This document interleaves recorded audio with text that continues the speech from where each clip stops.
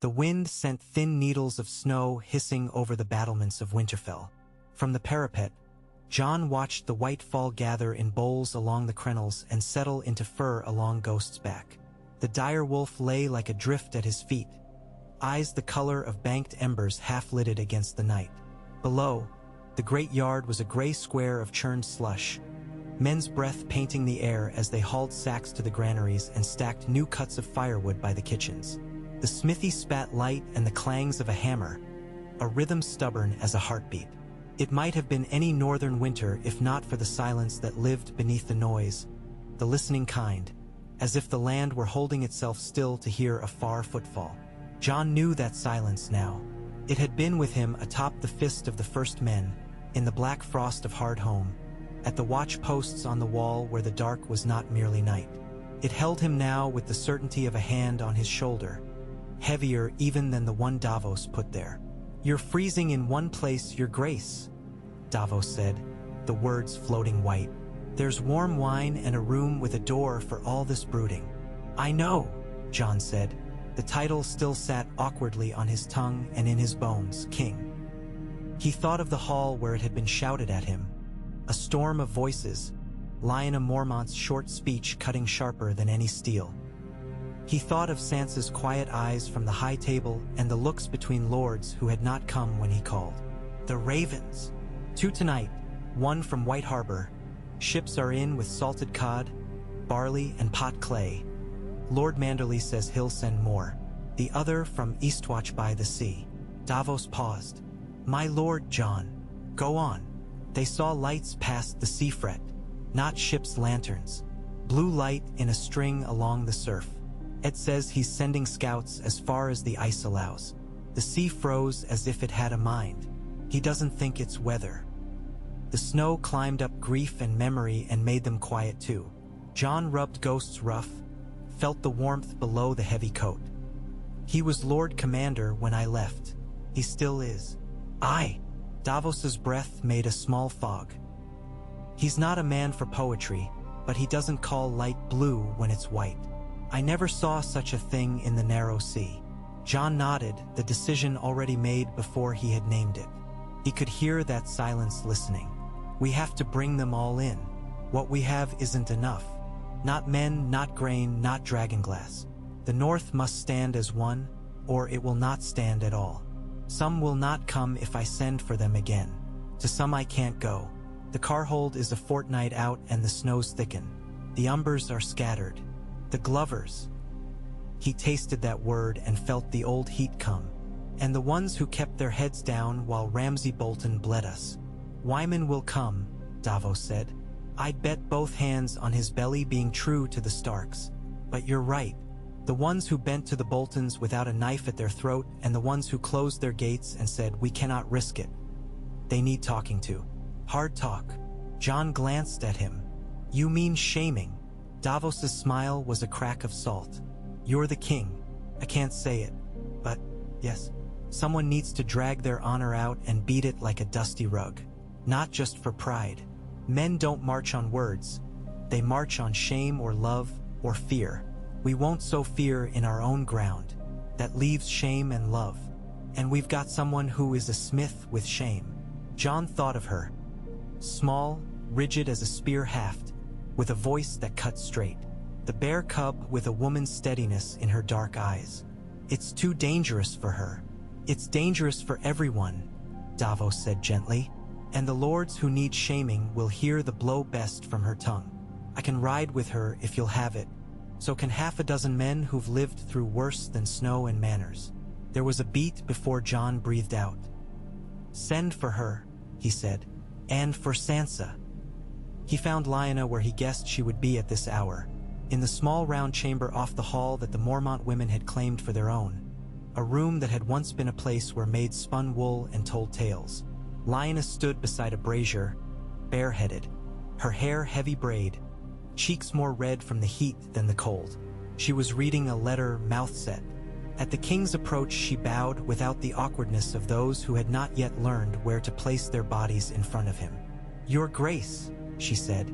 "Lyanna," he returned. He didn't add the courtesies he used with lords twice her age. She never needed them. I would ask something of you. She tucked the letter into her belt and looked up and up to his face. Bear Island remembers promises. Either we can pay them or we cannot. It's not silver, John said. It's a kind of silver. Words. I need you to ride to those houses that would not ride when asked. House Glover. The Riswells at the Rills. The Hornwoods if Lady Alisane is at home. Houses little and big, every hall you can reach.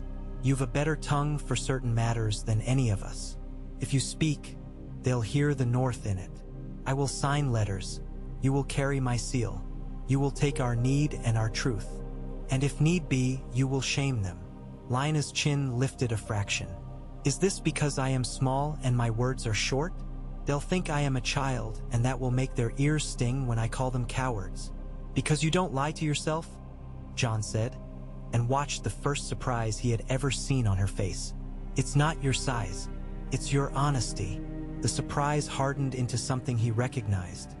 Pride without the rot that pride can carry. Then I'll go, she said. We have lost too much to do otherwise. My mother died for a king who was named in this hall and didn't live to be one. My island kept faith when others did not. You stood up for the wildlings, who were the enemy of the North in every child's story for 100 years. I know. What men will whisper about that when I knock on their doors? Let them whisper. I'll tell them to their faces. Sansa came to the war room with her shoulders dusted white. The sigils of the North. Wolf, merman, bear, flayed man, sunburst, giant, lay under her hands when she leaned on the table. There was a bruise of tiredness under her eyes and the calm of someone who had already spent what she had to spend to keep the rest alive. You would send her alone? She asked, and John had to fight not to smile at how the two of them were always already within the single thought he hadn't yet said. She's a child.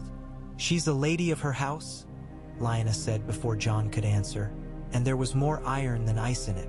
I will not go alone. Lord Davos will ride with me, a handful of good men, and I will go wrapped in the authority of the king in the North. If a house spurns me, they spurn him. If they threaten me, they threaten Bear Island. I would like to see them try. Sansa's gaze softened a fraction when she turned it on Lina. You're very brave. I'm very busy, Lina said without heat. And I'm very tired of men who stood aside while children were skinned and flayed. If I can make them look into the face of that choice, perhaps they won't sleep, and perhaps that will push them to do what's right. John looked between them. You both know better than I what it is to be used as proof or example. He chose his words and put them down cautiously. That is not what I intend. Sansa's mouth turned at the corner in something like a smile that didn't reach her eyes. Intentions are the kindling. Fire is what runs. She won't be used if she agrees to be its master. I agree, Lina said. She folded her arms, and John noticed the bruise at the base of her thumb. A small crescent where a spear but had pinched. Who first? Deepwood Mott, John said. Robert Glover. He will take it as he'll take it. After him, the Rills, the Hornwoods, White Harbor. Manderley will not need shaming, Sansa said. He will need respect, and he will give us grain if we don't insult him on the way to asking. He holds White Harbor. He knows the cost of a city in winter better than any of us. I'll show him respect, Lina said. He showed it to our house when we had nothing left but a frozen shoreline and spears carved from driftwood. After White Harbor, Carhold, if it can be reached. Alice Karstark is a child not much older than I am. Her father chose poorly. She didn't. And Last Hearth. Last Hearth, John echoed. He thought of the boy sent to pledge a house that had been ripped into scraps by the Boltons and their bent allies. If you can reach it, if you cannot, send a raven. Send 10 ravens. Sansa's hand brushed the carved direwolf. And Peter. I know, John said. I'll hear him and not hear him. Sansa's eyes flicked to the door and back. He will try to fold this into his arithmetic. He weighs everything in measures of debt and gratitude. Do not allow him to think Lina's mission is in a pan he can tip. It isn't, John said. and heard the firmness in his own voice with a surprise that matched Lyanna's earlier. "We decide our own pans now." They left the war room with plans like stitched leather, flexible and strong, and by morning the plan had sleeves and clasps and the smell of horse. Lyanna's escort was small but lethal. Davos rode to her right, sitting his brown gelding square, his left hand awkward on the reins, the right remembering the habit of a missing finger he'd never had. There was a Mormont-sworn shield from Bear Island, a grim woman with gray-streaked hair named Helena, who wore her mail under a bearskin with the head left on so it looked like the beast was biting her shoulder. 2 Serwyn men volunteered by Lady Serwyn herself, gaunt and laconic. A Hornwood archer who had once hunted moose and now hunted men, and a Stark household knight whose father had been Hale when Ned was young and who knew every game trail from the Wolfswood to the sea. They took a sledge with travois poles for supplies, a pair of shaggy ponies for the worst drifts, and a black-tongued hound because Helena wouldn't ride without one. John stood in the yard as they made ready under a sky the color of tallow. He clasped Lyanna's forearm as if she were a war captain and not a child of 10. She clasped back with equal gravity. "If there is an arrow of reason you think I should shoot, say it now," she said. "You have my seal," John said, "but you don't need my words. Only this: if they talk about the wildlings, tell them this is the truth. I asked them to fight for us because the dead don't care for borders. If they talk about my birth, tell them I am a bastard who was raised with the name Stark, so I know better than most what names weigh and what weight isn't in names. If they talk about Sansa, they do so at their peril. If they talk about you, don't waste words. Show them." She nodded once. "Here we stand," she said, and turned her pony's shag of a mane toward the open gate. The Wolfswood was white as old bone and black as char. The trunks of oak and pine made a forest of pillars with snow for mosaic between. The northward road had been beaten into a hard ribbon by iron-shod hooves, but the wind kept trying to cover it with siftings, a palimpsest of direction. They kept to the east of the river and then to its west when the ford looked foul, lodging in a forester's hut the first night, under canvas the second, in the lee of a boulder the third. Lyanna slept like a log, according to Davos, and woke with her hair braided and her eyes already sharp. She wrote by firelight with a scribe's neat hand, copied the letter she would use again and again to introduce herself and her purpose, to show the king's seal, to set the hook before she gave it a jerk that would pull less by ink than by the line that runs between guilt and pride. Deepwood Mott rose out of the pines like a hill with timbered teeth. The palisades, crowns were white, the smoke rising from within it blue as bruises. Helena let the horns call rise and fall and rise again, a bear's low translated by wood. House Glover's men raised bows and lowered them when the Stark banner showed. The gate creaked, and inside the yard men stamped their boots and dogs scissored their tails, wary and hopeful. Robert Glover came out onto the high step of the hall with a cloak the color of dry blood. When he saw Lyanna and recognized her, a many-creased something passed over his face. Surprise, aversion, calculation. "Lady Mormont," he said, "not bothering with your grace for Davos or your highness for the king by proxy. You honor my hall." "I honor the north," Lyanna said, and rode past him to the place where a visitor would dismount. She did it without looking clumsy, leather boots leaving 2 dark prints on the packed snow. "And so do you, when you are not ashamed."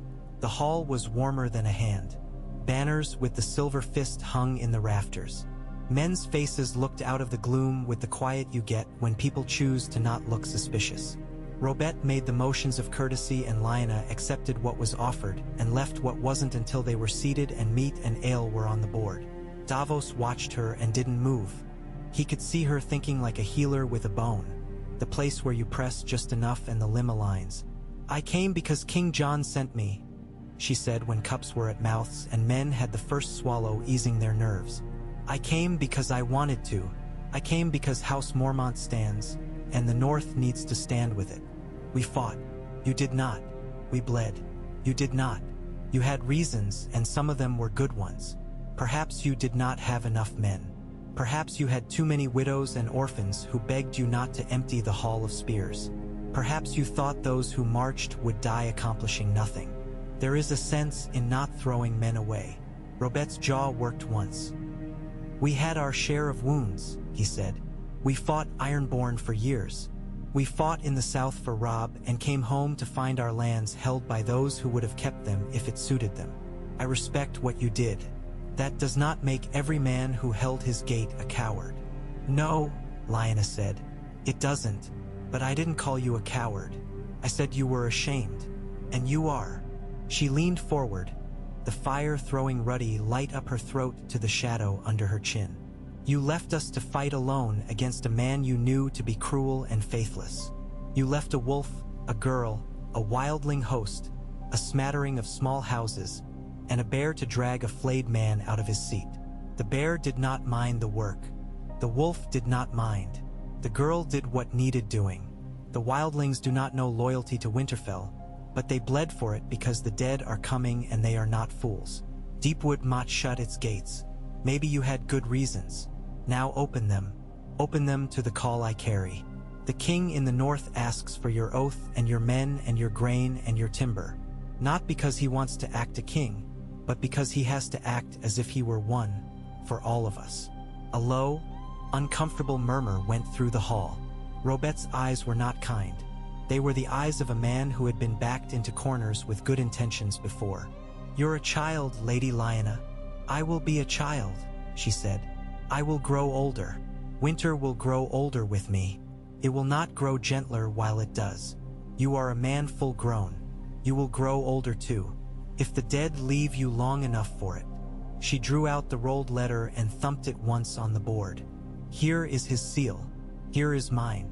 If you help us all, I will speak it to every hall that asks and many that do not. Deepwood Mott kept faith when we needed it most, once it understood the need. If you do not, I will speak something else, and your grandchildren will hear it in their bones when they walk through a market and men make way because Deepwood men walk by. At that Robet flinched. It was not the threat Davos saw. It was the knowledge of being known. He had once explained to his sons that shame is the rudder of a boat that will not steer for charts. Lyanna had laid her small hand on that rudder and nudged without apology. Do you threaten me in my own hall? Robet asked, but the anger in it was almost a form. Behind it he was already weighing. House Glover has always put the North before pride. Good, Lyanna said. Then let us put it before the memory of what we did and didn't do last winter. We can't eat memory. We can't sharpen it for a spear. Silence took the hall. Then a muffled curse from a woman at the far end where the spit turned. 3 men shifted, as if the weight of their mail reminded them it was a weight they could use. Robet's hands flexed against the edge of the table. He looked at Davos, and Davos made his face into something as spare as a rope. I'm a sailor, Davos said, because sometimes the truth is a wedge that opens tight things.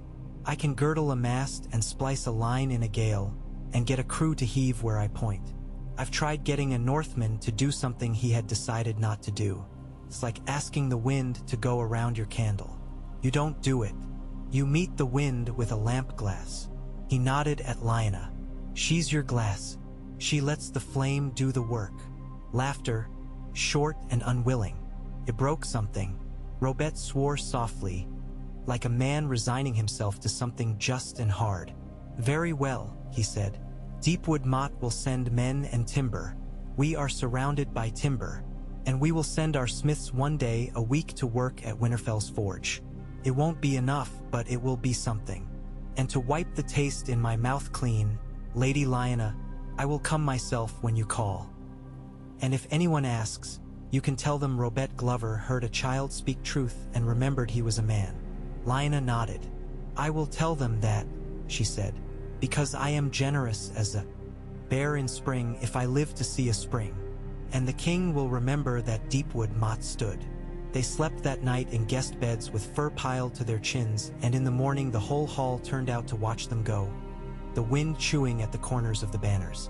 Lyanna lifted a hand and then dropped it, a gesture as ungirlish as a salute. They cut south and east as the snow rose, skirting drifts that swallowed the legs of the hound in one gulp, threading dark ravines where the cold sat like a living thing and made the leather of their bridles creak when the horses shifted. At the rills, the Riswells had left their manor for a more central hall. and the man who met them at the gate called himself Torgen Riswell, cousin to a lord with a face like a boiled crab. Riswell men had the smell of old blood about them, not because they were worse than others, but because they had been too long near the Boltons and the things a man can get used to if he eats bad meat for too long. They heard Lyanna, and because the Riswells had to survive living married to a house that skinned its enemies like deer, they heard the edge in her voice and respected it. "We lost sons too," Torgen said. "We did not want to lose fathers as well.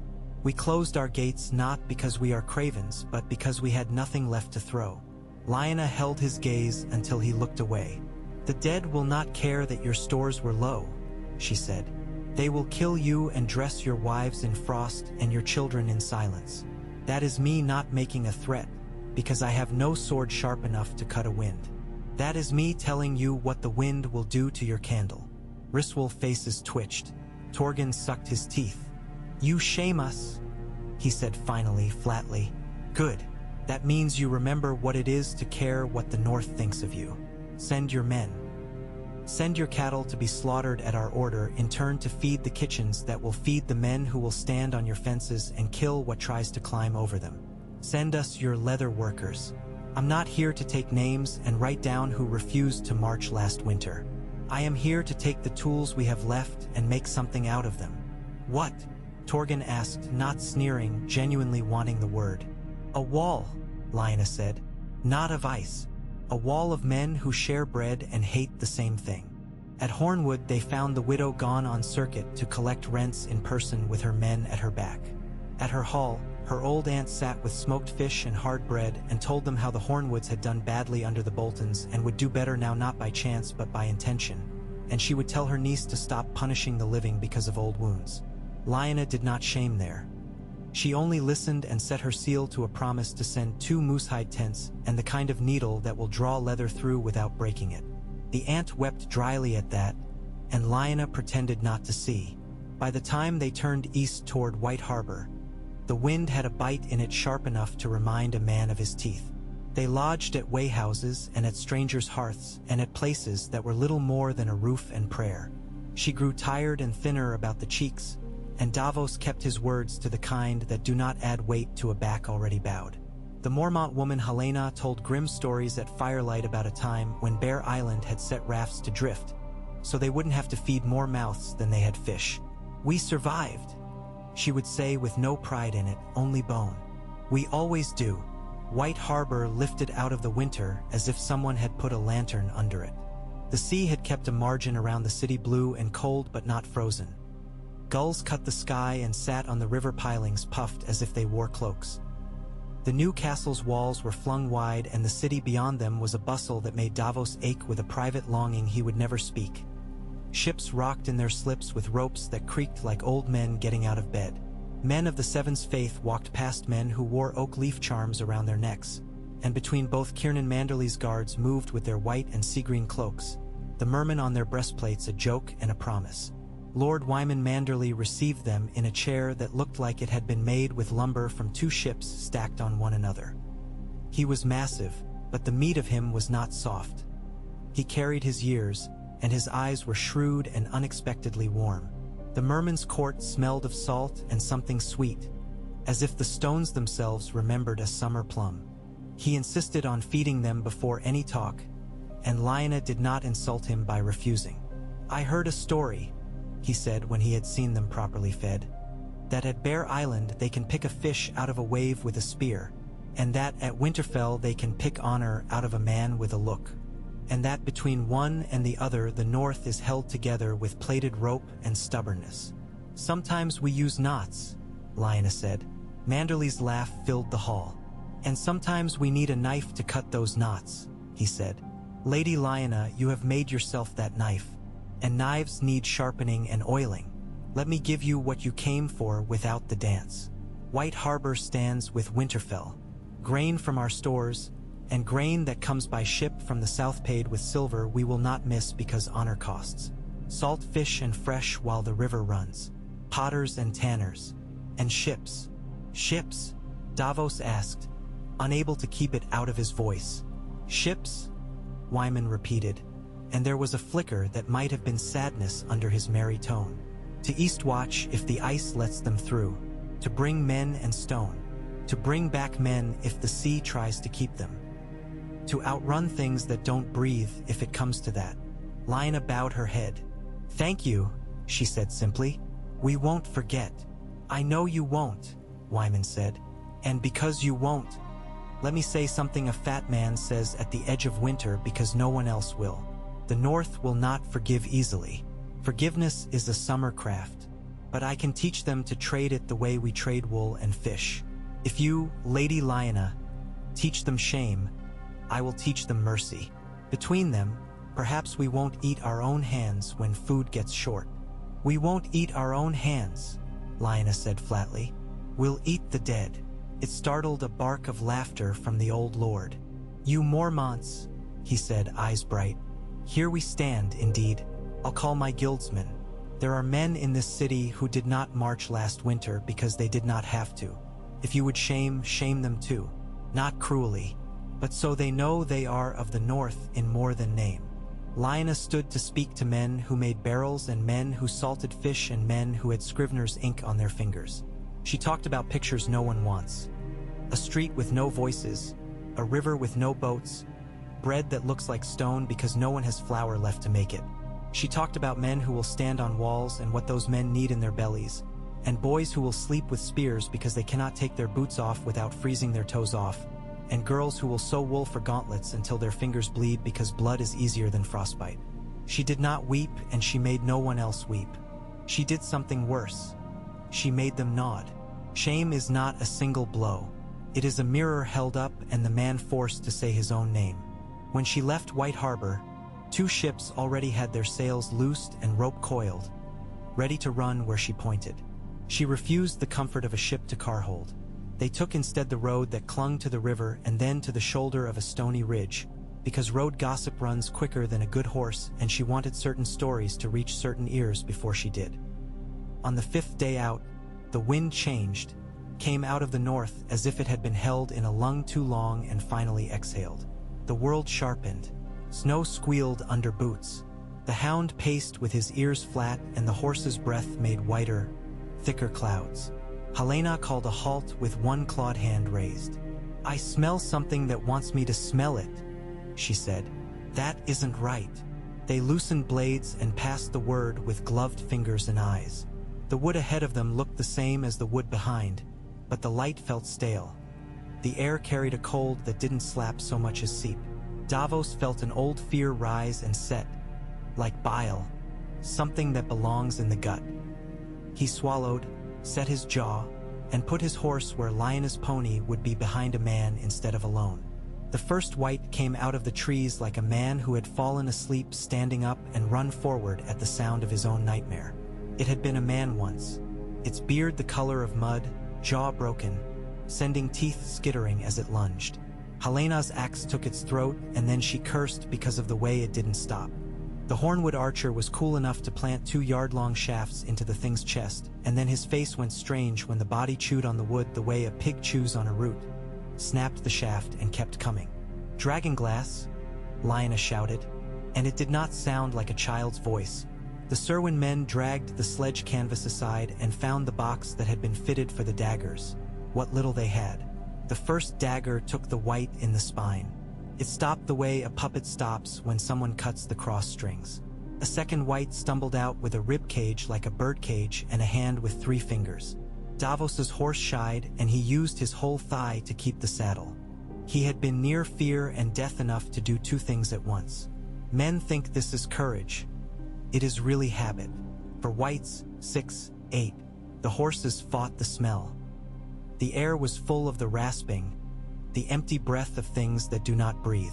More than once a blade cut flesh that had no life to lose.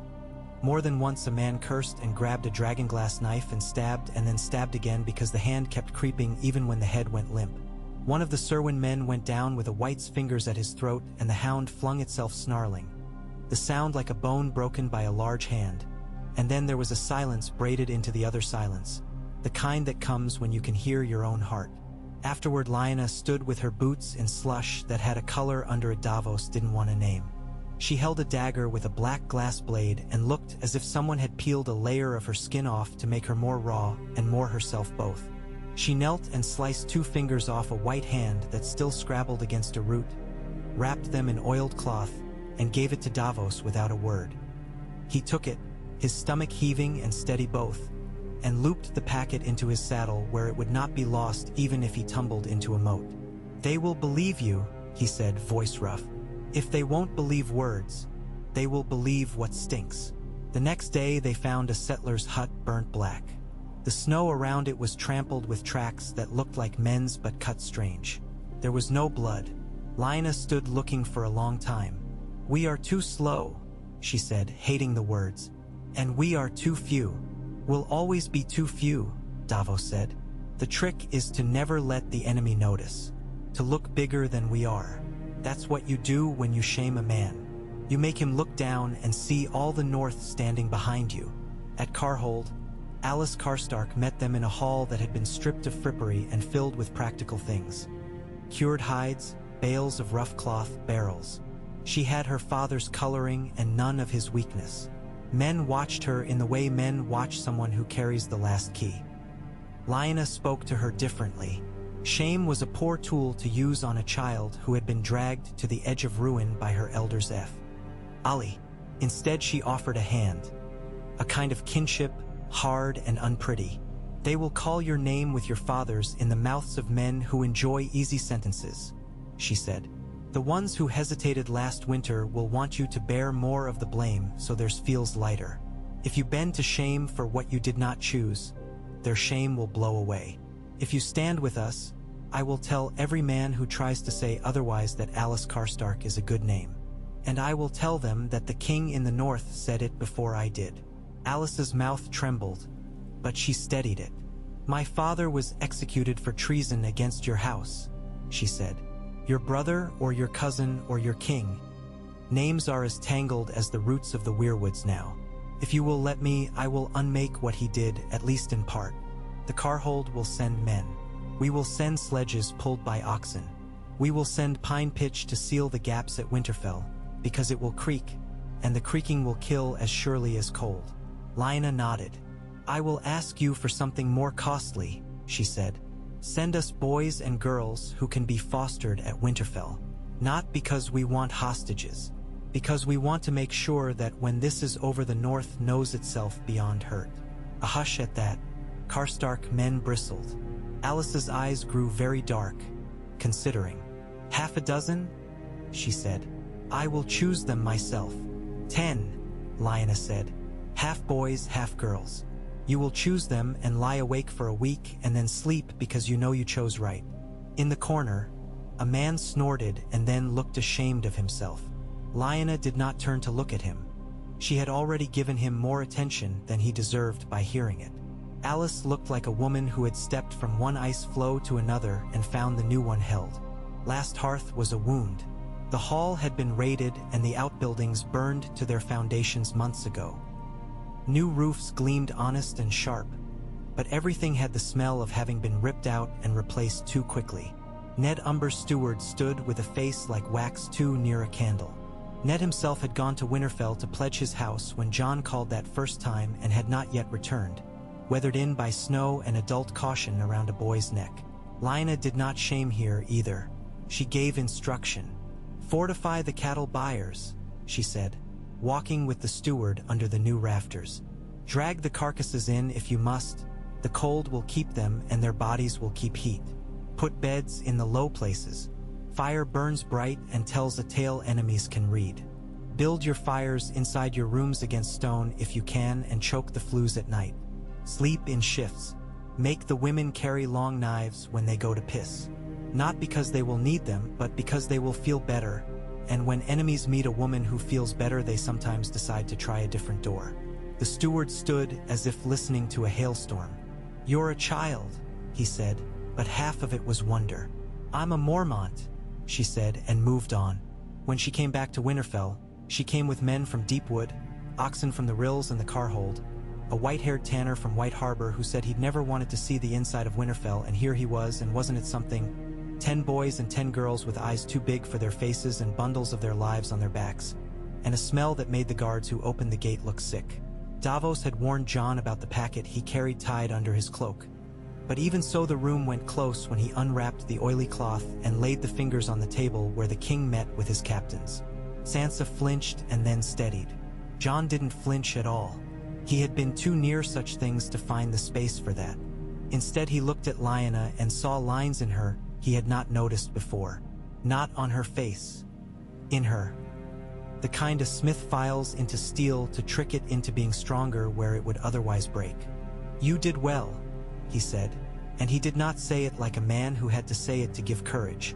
"You did better than well. You did what needed doing." She nodded once, as if he had set a stone on a wall and she had been ready to fit two more. "Now call them," she said, "and let me speak to all of them at once. The ones who came, the ones who didn't, and the ones who shut their doors and prayed that their loaves wouldn't mold before the thaw." Before night, the ravens settled into flight, the letters tied under their wings like promises or arrows. The message was not fancy. It said come, said winter, said need. It said the king in the north calls a council. By the time the candles were lit in the great hall, men had already started ridden from halls close enough to reach by morning. Snow thickened and then relented and then thickened again. Over the next 3 days they came. Men with clean boots and men with mud up to their knees. Men in wool and men in mail polished because it made them feel like they might have some control over what was coming. Peter Baelish oiled himself among them like a man who had stumbled into a room where a game was already half played and immediately saw the edges of the board. He bowed to Jon and kissed Sansa's hand and bowed to Lyanna with a little smirk that Lyanna did not return because her face was a wall. He tried to speak to Jon alone and Jon kept Davos at his shoulder. He tried to speak to Sansa alone and found Brienne there with her height like the trunk of a young oak. He tried to speak to Lyanna and found that he did not have the words he liked to use because there was nothing she wanted that he could sell. "You are a very fierce little creature," he said anyway, because he couldn't help himself. "I know what men like you do to little creatures," she returned without moving her mouth much. "You'd best go talk to someone who doesn't." The council filled the great hall to its edges. Sansa set the seating so that men who had to each other's, they stand up and walk. They keep walking when their heads are off. They keep walking when you cut them down, until dragonglass unthreads whatever holds them together. I killed 1, 2. The Bear Island woman killed 3. I watched a dog tear the face from one and it tried to bite him anyway. This is a world where dogs will be bitten by faces with no man behind them if we do not stand. That is the world we are building if we pretend we have choices we do not have. Some of you did not come when I called last winter. Some of you came, and it cost you sons and brothers and your lord's life. Some of you were compromised by marriage to houses who chose men who wear skins instead of cloaks. Some of you were tired and afraid. I understand tired and afraid. I understand choosing the door that leads to not changing, because change looks like a cliff sometimes and you do not know if there is ground below. But I also understand this. The cliff is already under our feet. The ground is gone. If you stand still, you will fall. When the Boltons called themselves Lords of Winterfell, they did it on the bones of the North. When the North stamped and remembered itself, those bones shook. They did not break.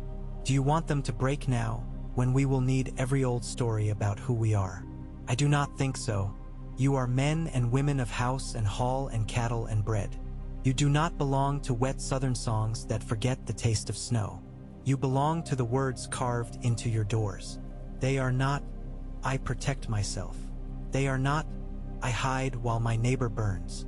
They are not, I make excuses and ask for forgiveness later in the spring when the lambs are fat and we can pretend this did not happen. I shamed Robert Glover at his own table, she said, turning her head and catching his eye. Robert flinched and then sat straight. He took it and stood up and said, "We are men." And he was.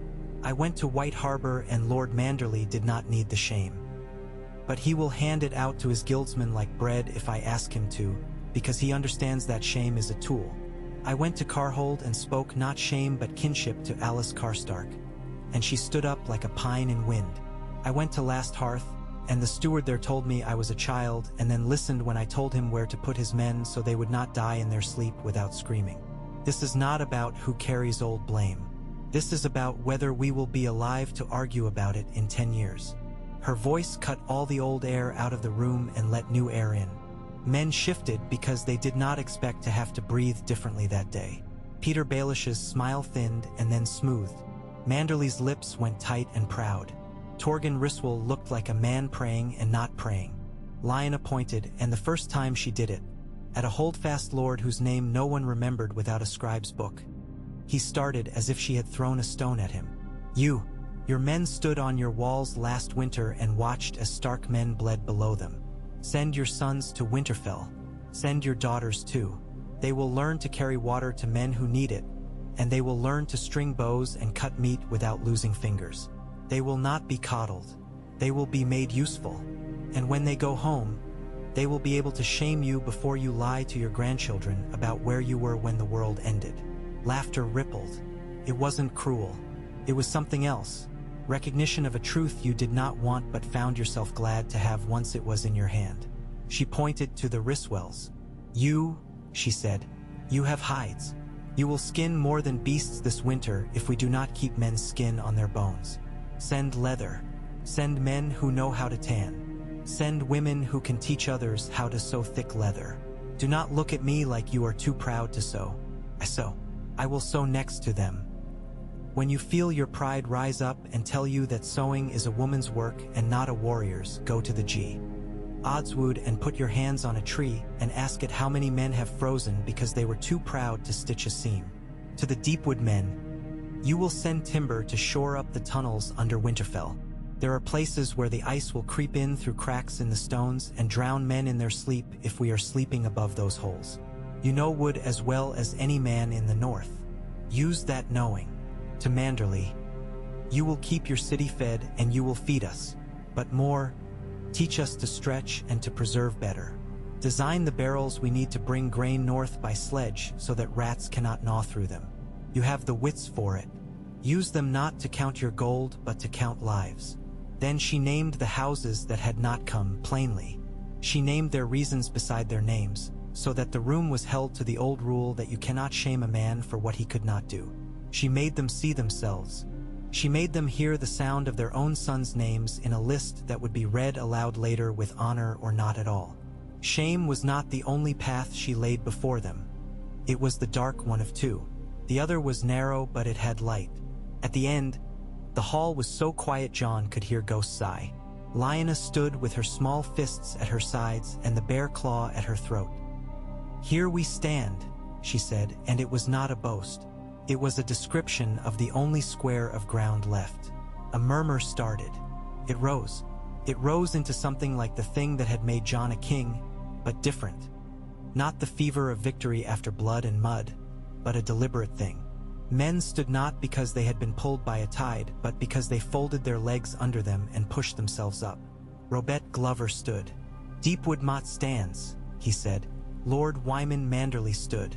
White Harbor stands, he said. Torgen Riswell stood. The Rills stand, he said, and he had to swallow, but he said it, and men heard the cost of it and respected it.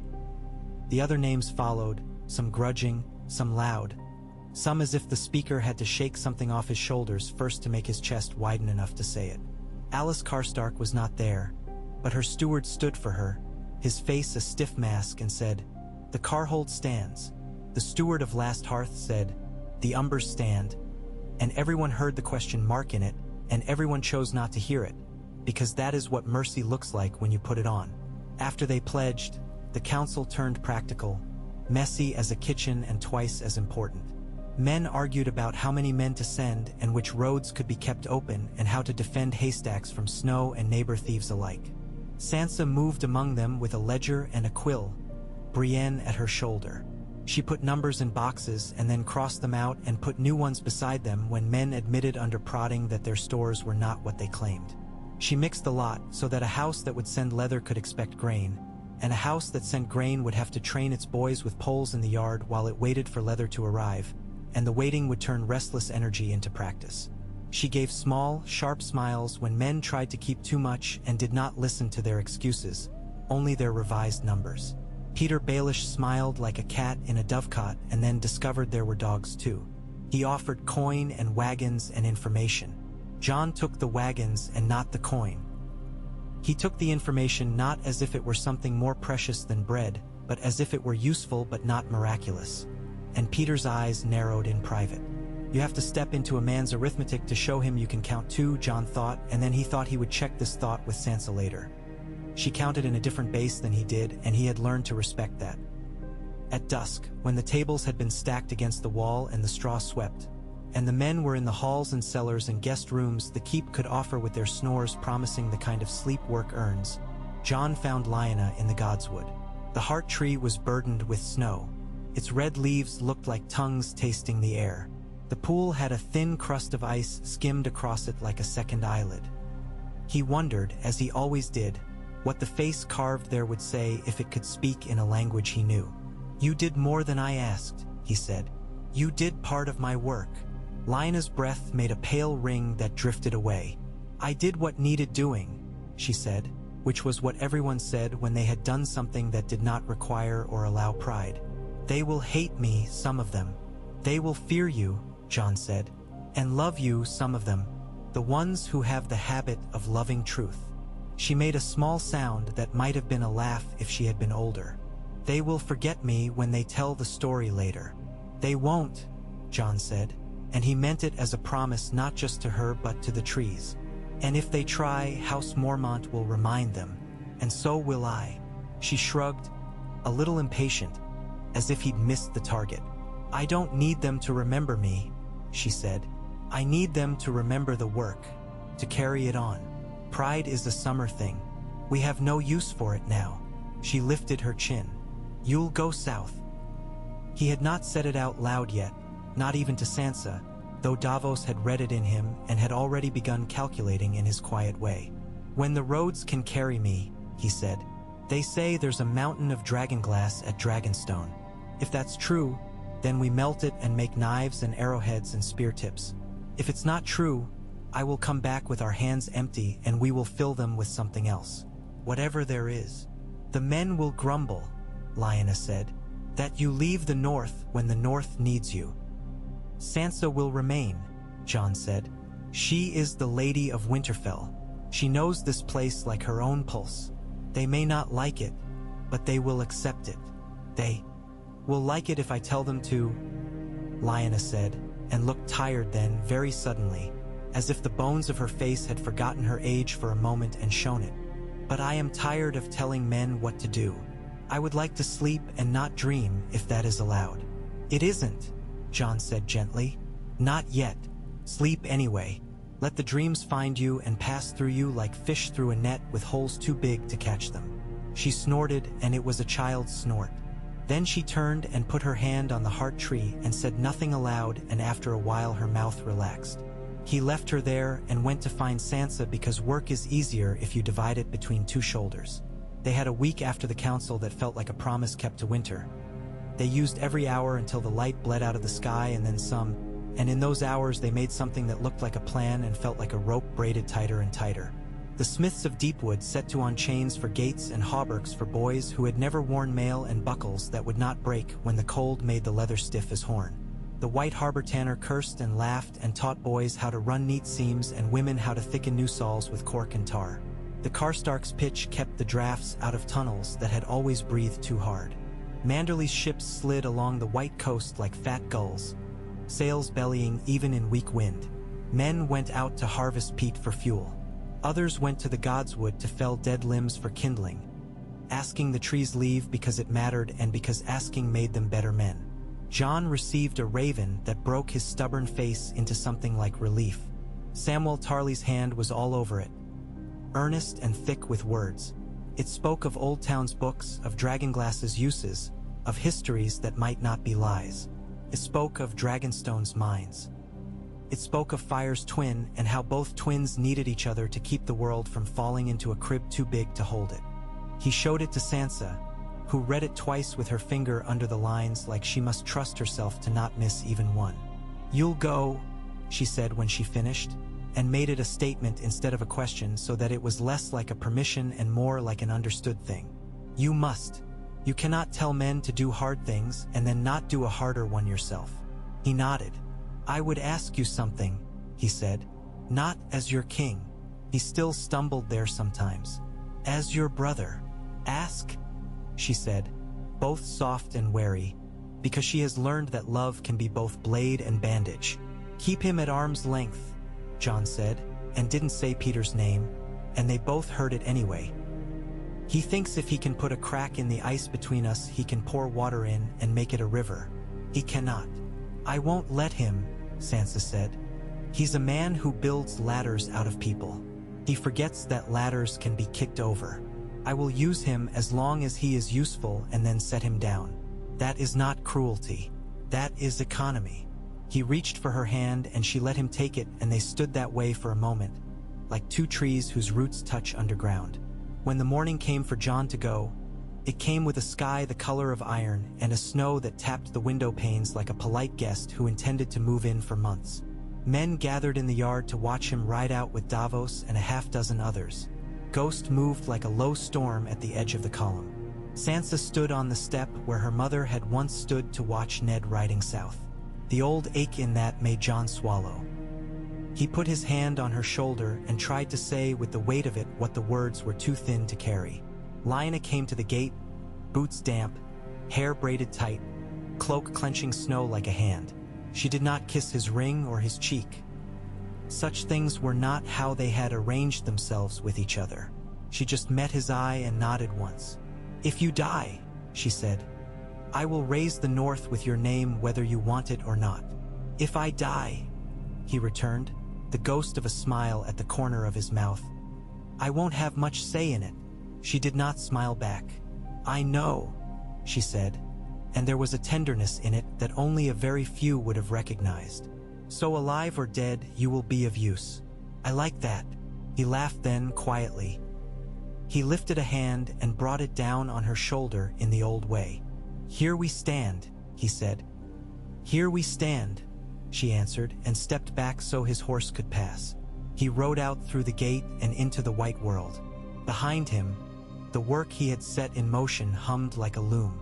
Before him, the memory of blue light on a frozen sea. He did not look back.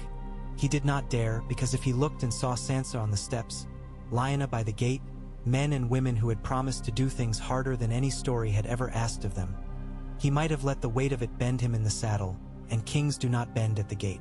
Winterfell drew a breath when he was gone, and then let it out and moved in to fill the space. Sansa went to the counting room and the kitchens and the servants' hall and the goodwives' meetings to hear which children were eating without being hungry, and how many blankets had been cut to make 2 out of 1. Lyanna went to the yard and the tunnel and the barracks and the small prayer circles men made around fire to say words to gods who had not made winter and could not end it. She stood in all those places like a peg in a beam that keeps 2 pieces of wood from sliding.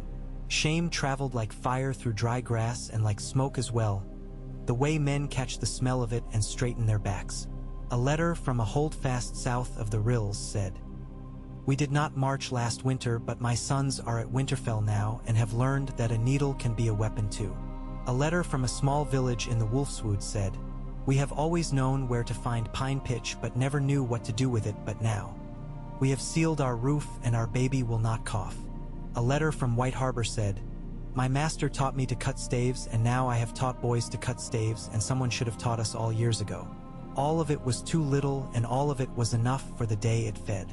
Peter tried a dozen ways to make Lyanna an ally and learned a dozen new ways to fail. He tried flattery. She did not seem to hear it. When she did, she looked at him as if he had offered a spoon of honey to a bear and expected not to lose a finger. He tried to sow small doubts. She did not water them. He tried to imply that those who wielded shame could wield it for some more selective purposes. She said, I do not cut bread into shapes. I cut it so we can eat. He learned, unwilling and slow, that not everyone can be turned into a rung of a ladder. Some hands splinter rungs rather than allow themselves to be stepped on. There were nights when Lyanna woke with the smell of the White's hand in her nose as if it lay beside her head on the pillow and was trying to comb her hair with its dead knuckles. On those nights she walked to the Godswood in barefoot soft shoes and stood by the heart tree and let the cold climb her like a patient thief until her skin hurt and her breath burned and she could think again. Winterfell learned to leave her be at such hours. Men who had never seen a girl on a training field watched her knock boys to the dust with a spear, and then watched her stay to show them how to hold the shaft so it didn't kick and bruise their palms. She worked until the work ended. She went to bed. In the mornings, the world was still there waiting to be dragged forward. Reports came in like drops of ice water down the back. A holdfast near the Dread Fort burnt. A fishing hamlet on the White Knife's east bank vanished from its place as if a hand had wiped it off a map. Ed at Eastwatch wrote in his dry glass scrape hand, "The sea froze into shapes I do not like the look of." Men say they heard things moving under the ice like big fish. I told them big fish do not knock at the gates when they're hungry. I asked the wall to be taller and it did not listen. Send what you can. Send knives. Send men who will not run when eyes look at them with no mind behind them. He did not ask for words. He had already used the ones worth using. The first of the foster children found each other like sparks find tinder. A Karstark boy with knuckles bloodied by the practice yard dared a Manderley girl to shoot 3 arrows through a rag hung on a rope. And she did, and he stopped daring her and asked her to teach him. A Riswell girl sewed the lining into a Deepwood boy's glove and told him she would make the other hand worse on purpose if he kept laughing that way. A Umber boy who grew tall too fast and knocked things down by accident was taught by a Hornwood archer how to move like a man who belongs to his feet. They learned to fight and count and mend and sleep in a line and not snore. They learned to listen when someone said words that matter. There are men who cannot learn this at 50. These children learned it because it was put in their bones with the cold.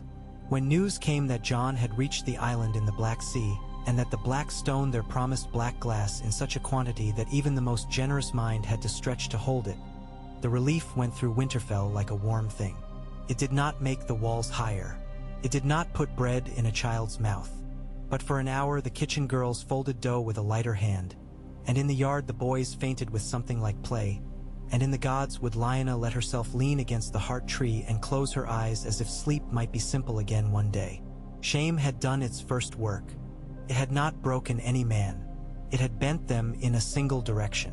Love had done its work too, under the shame and alongside it, as it always must if the work is to last. The North was still itself. Stubborn, jealous, harsh, tender in private, prone to bitterness the way a tongue goes to a broken tooth. But it had been pushed into a shape. When the wind blew, it held. Word from the south said that the world below the neck was full of fires and gold and wings. That was a southern story and would come to them on its own feet when it wanted. The north told another story. A small girl with a bear on her breast had climbed from one hall to another and made men remember their names. The dead walked. The living sewed and trained and cursed and laughed and did not pretend that doing all four meant the danger had changed its mind. A king rode toward a mountain of glass with a dog at his side and men behind him. A lady with red hair and a mouth that had learned iron drew straight lines on a ledger and did not let a lord's pride make her hand tremble. Winter had not been shamed. It was beyond shame. But men had been, and they had been made to stand, and that mattered. On a night when the long hall was quiet and the frost drew fern patterns on the windows and breath made the air look visible, Lyanna sat on a bench with a bowl of stew and a heel of bread and watched the fosterlings argue about who would carry the wood up from the yard for the morning cook fire. She did not tell them to stop arguing and do it. She waited. After a minute the Karstark boy stood and said, "I will." And the Manderley girl said, "I'll go with you." And the Umber boy said, "We'll all go." Because that is how such things go when the shaming has settled into something like a habit. Helena sat beside Lyanna with her own bowl and her hound's head in her lap. "When you're old enough," the Mormont woman said after a while, "they'll name you the Bear Queen and mean it." Lyanna tore a piece of bread with her teeth. "When I'm old enough," she said after she had chewed and swallowed, "I'll have other things to do, but I won't stop telling men to stand where they belong." She glanced at the windows at the Fros. Tea ferns. She thought of blue light on ice. "And I'll have new words to shame with when these wear out." Helena grunted approval. "Keep a few for me to use on you when I need them." Lyanna snorted. "You won't." "I might," Helena said. "Even bears need reminding of what a bear is." Lyanna didn't argue. She ate. She let the warmth in her bowl climb up into her fingers. She let it be what it was. a kind of mercy you make with onions and bones. The fire crackled. The snow whispered at the window. The dead did whatever the dead do when they lean their heads together out there on the plain and discuss their dead business. The living made bread and cut leather and sharpened spears and lay with their wives and husbands and prayed and swore and laughed too loudly in the yard and shivered too late at night. All of it braided together like rope. In the morning they would throw the rope over a heavy thing and pull. If they were lucky, the heavy thing would move. Luck is not a plan. Shame is not a weapon you can sharpen endlessly. Love is not a thing you can spend and not replace. But the North had all three and more besides. Pride that knew when to bend, fear that knew when to be told to stand in the corner and not talk so loudly, hunger that made hands quick, stubbornness like stone. And the words Lyanna had set ringing in the hall would keep ringing over and over until a new sound came to drown them or lift them. Here we stand, she thought, and the words steadied her like a palm between her shoulder blades. Here we stand. And for once in her young life, standing did not feel like a stubborn refusal. It felt like a motion forward, through snow, into dark, with a rope of hands behind her.